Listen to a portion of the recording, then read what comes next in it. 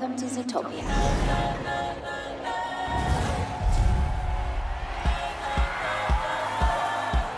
I messed up tonight.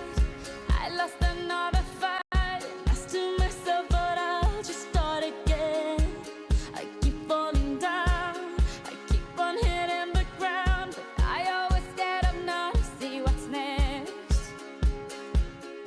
Birds don't just fly, they fall down and get up. Nobody learns without getting it wrong. I won't give up, no, I won't give in till I reach the end, and then I'll start again. No, I won't leave. I wanna try everything. I wanna try even though I could fail. I won't give up, no, I won't give in till I reach the end, and then I'll start again. Leadership is a thing. Everyone speaks about it. Everywhere you go, you hear about the concept, and especially being involved in a leadership role makes it so much more difficult. What's even worse for me is when you have to follow up in another leader's footstep, as they say, and then people tell you you've got big shoes to fill. It's crazy, it's already intimidating, especially if you've seen what that person has done and you sort of feel that you don't measure up to them. My name is Gerald, and I'm here just to share a bit of concepts around leadership, what you can learn from it, and really how to lead from your strengths. So what we'll be doing, or what I'll be doing rather, is I'll be sharing 3 stories that's going to connect with leadership elements, which I'll speak about a little bit later. And I've been asked to speak around the theme of cartoon throwbacks. So that's crazy, especially if I think of the cartoons in my days. So what I'm going to do is I'm going to have a proper throwback with these 3 stories that I'll relate. So I'll go a bit way back, and then I'll share with you a recent, not necessarily a cartoon, but animation that I've watched, which I've really, really loved. So the first one I'd like to kick off is probably some of you might know it. It's Snoopy, the dog Snoopy. Can't speak, but he's got a lot of character, ability, so much talent. I remember the one episode when he was busy typing, and there's the girl Lucy that is sort of like a friend of his, and she wanted to direct him on how to type and what to type.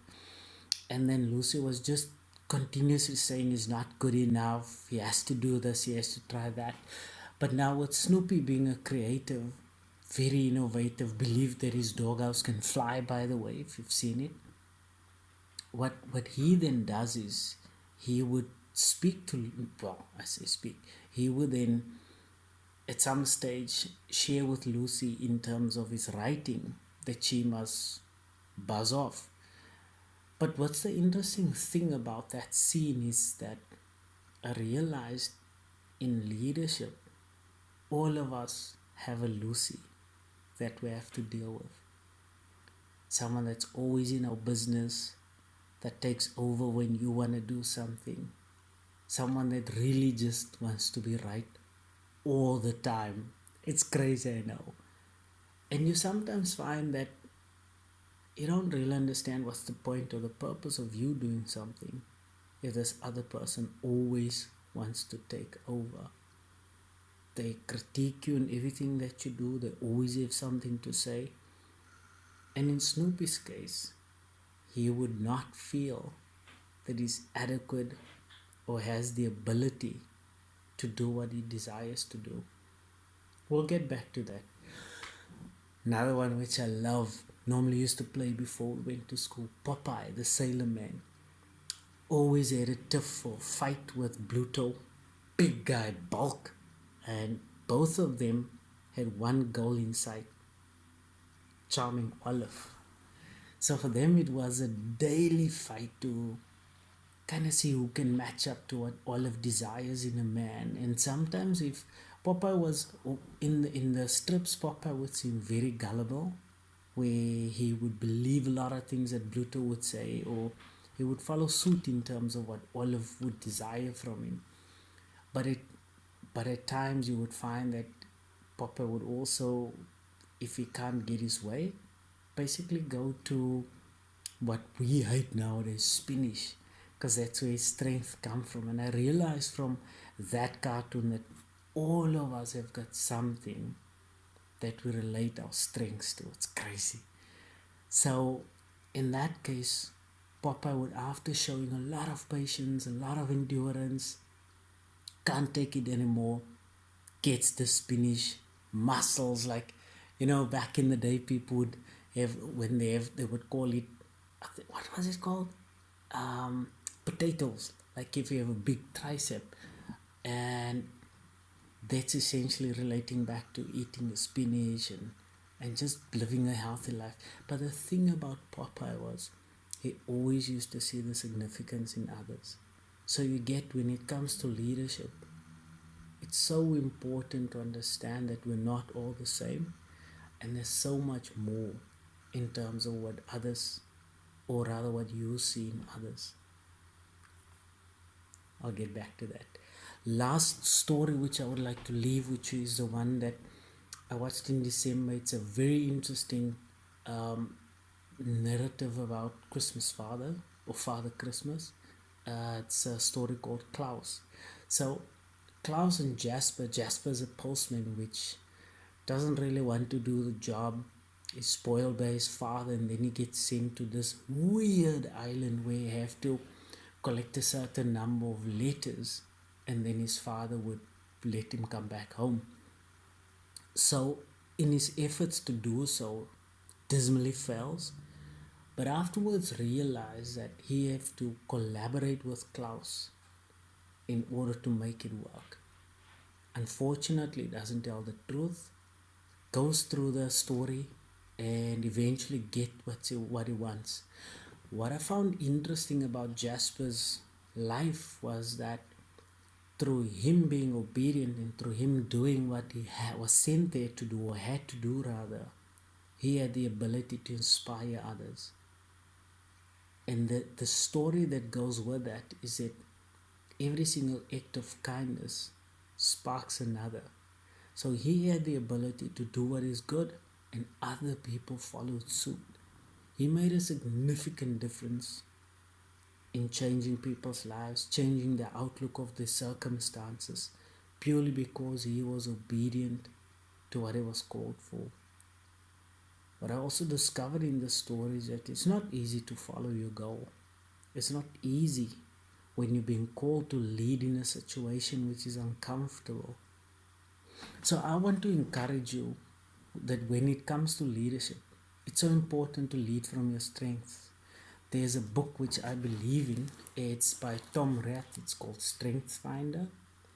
In this book, I've learned about 34 different strengths, which if you apply these strengths that relates to you, you have the ability to lead from where you are.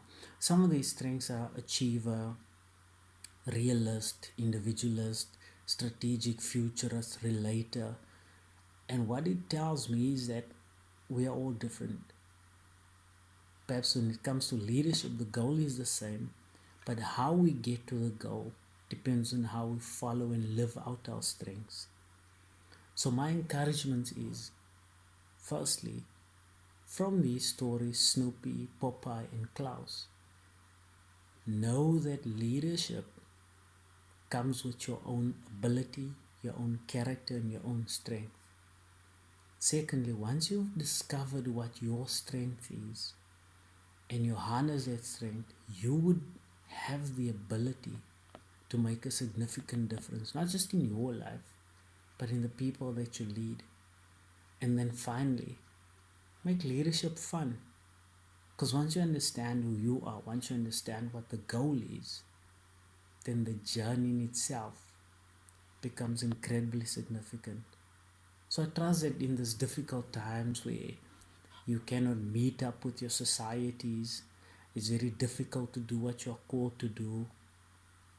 Once you dig deep inside of yourself, discover what your strength is, you would definitely make the best of it. Thank you so much for the invite. Thank you so much for allowing me to share with you and also to learn from you through what you've done in this last few months in terms of your ability to lead from a distance. Again, my name is Gerald. Thank you.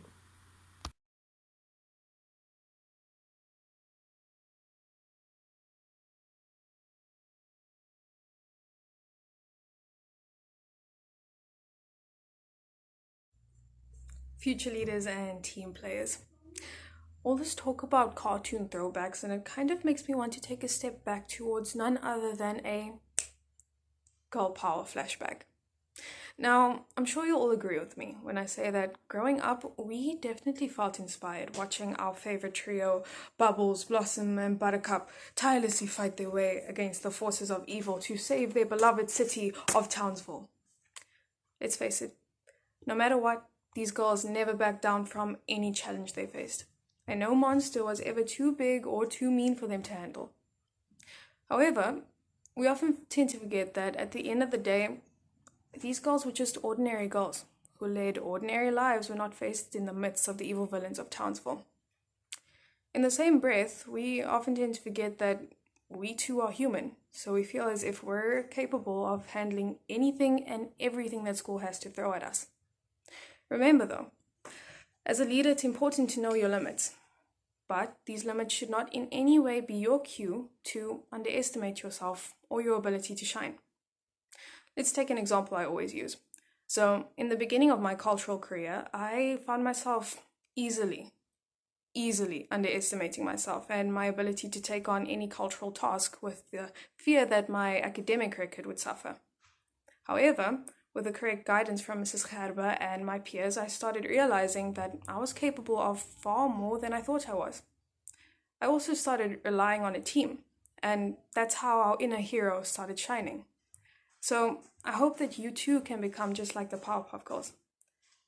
A human who knows their limits, but a superhero who's able to take on anything and overcome those limits day by day. I wish you all the best of luck on your road towards cultural success. You've got this.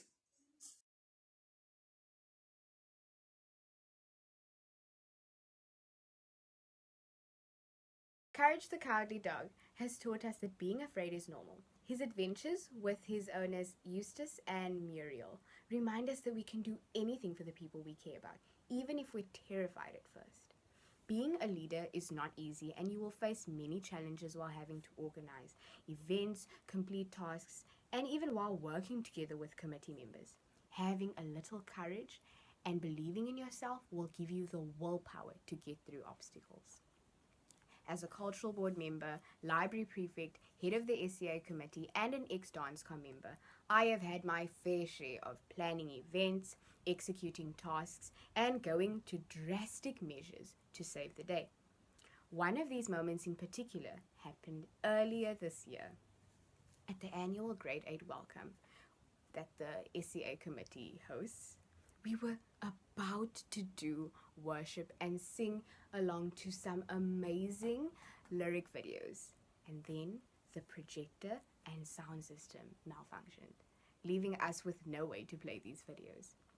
As the MC for the evening, I knew that I would have to find a way to make the show go on. And for the first time in my life, I decided to step out of my comfort zone and sing the songs instead. Not only did this work, but I was assisted by the guest speaker, and Mr. Jonas from your college played the piano. This was obviously not how I imagined the night to transpire, but it was enough to control the damage and keep the grade 8s going. So my encouragement for all of you is sometimes you will be forced to face your fears, and it will sound and feel really daunting, but when you think about who you're doing it for, it will become so much easier. Thank you.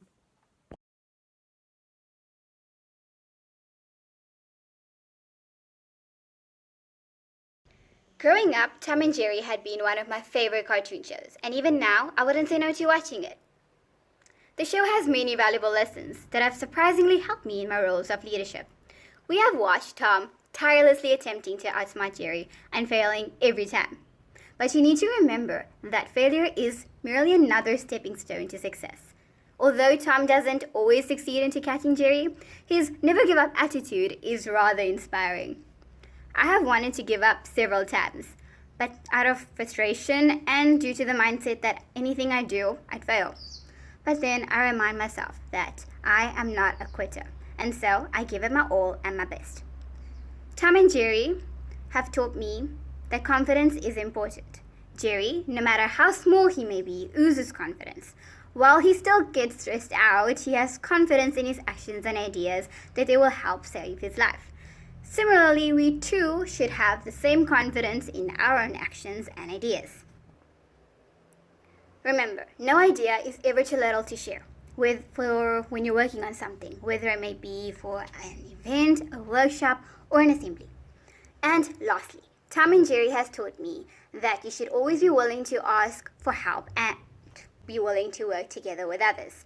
The two characters may be mortal enemies, but they band together when the need arises. I would have surely cracked under the pressure if I didn't ask for help or worked with others. Mrs. Harbour has been an incredible mentor, and I am thankful for her guidance. Ma'am has always been there for me to give a little push in the right direction and to help with anything else. Azra and some of my other friends have also helped me with many, many tasks. Asking for help doesn't make you any less of a leader. It just shows that you are strong enough to delegate.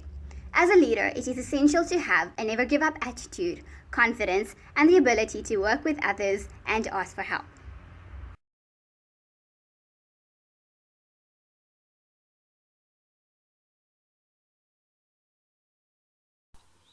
The great friendship of Scooby, Shaggy, Velma, Fred, and Daphne has taught us that as a team you can accomplish anything in life no matter how scary it may seem.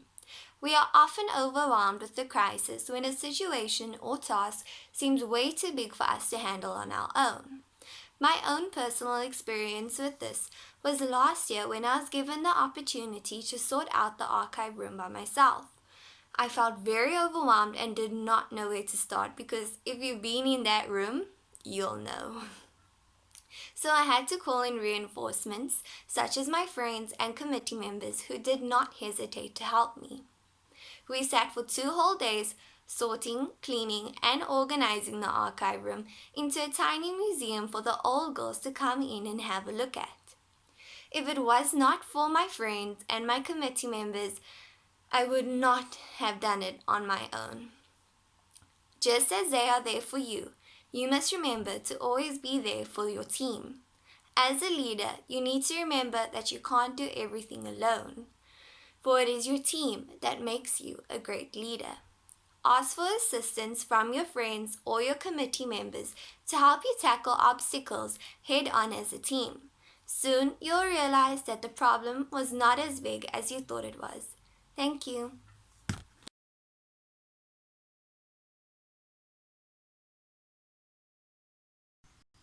Hello, viewers. So, my name is Taryn Barry, and the character that I was given is the one and only, who lives in a pineapple under the sea. Yes, you guessed it, Mr. SpongeBob SquarePants.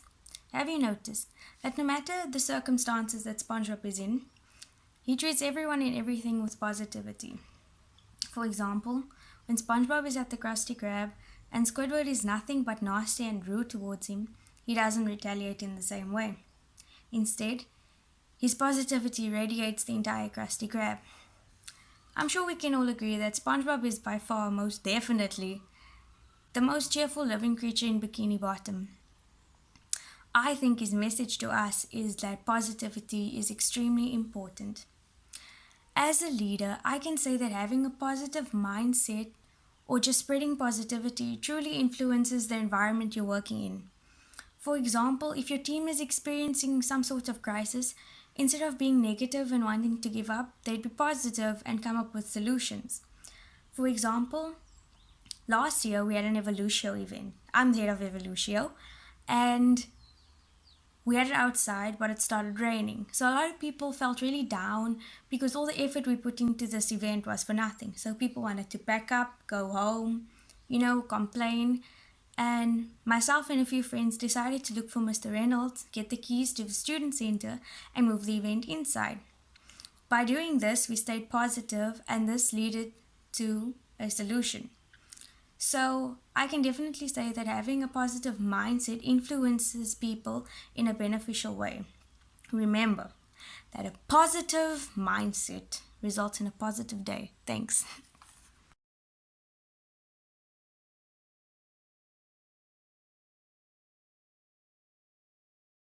Phineas and Ferb continue to create and invent many extraordinary inventions, constantly challenging themselves to create better inventions. So, in your clubs or in your committees, sometimes you might feel as though you are undermined or you are incapable of completing a huge task simply because of your young age. However, the lesson we can learn from Phineas and Ferb is that you are never too young to do anything. I think a life experience that particularly relates my story to that of Phineas and Ferb's is my journey with Cultural Board. So I remember when I initially applied, I was in grade 9, and people told me that it consisted mainly out of heads of societies and matriculants. So to everyone else, for grade 9 to apply, it was crazy and it was undoable. Nonetheless, I applied and I got in the committee. I was amongst the youngest, there was two of us, other being Rumisa, and she was head of quiz, which is a grade 10 committee, so it made sense. And I was the young girl who had no committee, who had no title, whatever. And I did doubt myself at times, although I thought to myself, I'm already in the committee, so I had to step up and I have to do the tasks. And I wanted to be in the committee, so I need to take initiative. And I did. 4 years later, 3+ years later, I am the head of Cultural Board. So yeah, man, I guess the lesson really with Phineas and Ferb is true.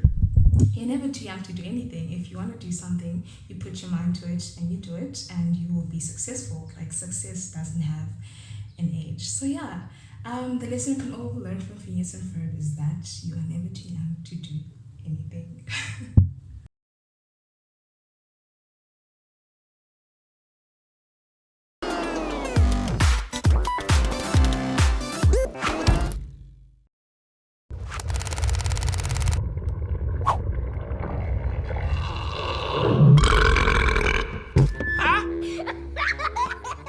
Hey, thanks a lot. I'll be here all week. Remember to tip your waitress.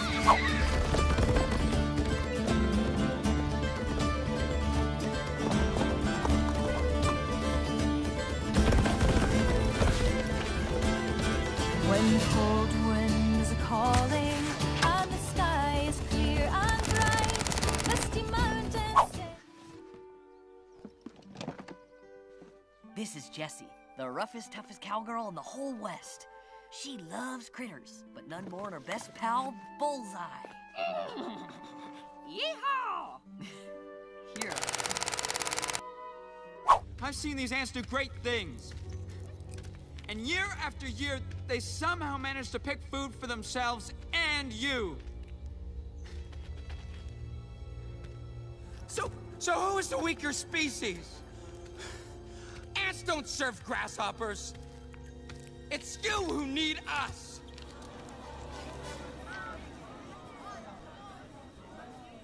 We're a lot stronger than you say we are. And you know it.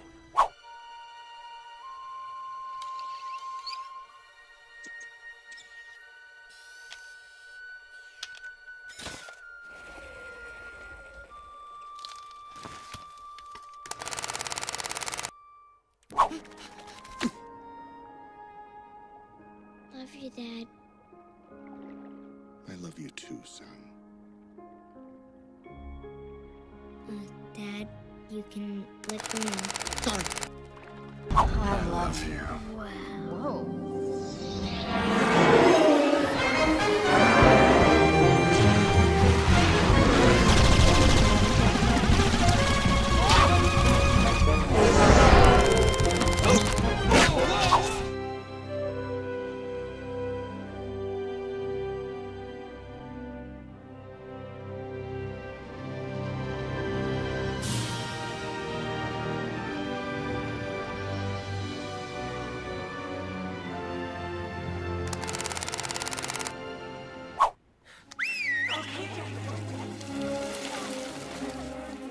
We're not cooks, but we are family. You tell us what to do, and we'll get it done.